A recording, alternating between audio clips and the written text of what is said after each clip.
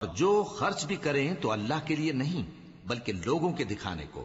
اور ایمان نہ اللہ پر لائیں نہ روز آخر پر، اور جس کا ساتھی شیطان ہوا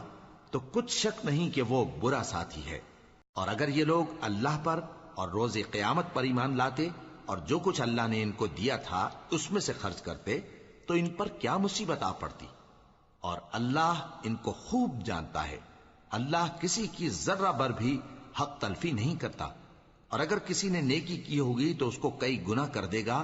اور اپنے ہاں سے اجر عظیم بخشے گا۔ بھلا اس دن کیا حال ہوگا جب ہم ہر امت میں سے احوال بتانے والے کو بلائیں گے اور تم کو اے نبی صلی اللہ علیہ وآلہ وسلم ان لوگوں کا حال بتانے کو بطور گواہ طلب کریں گے۔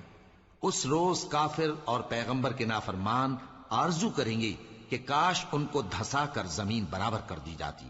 اور وہ اللہ سے کوئی بات چھپا نہیں سکیں گے۔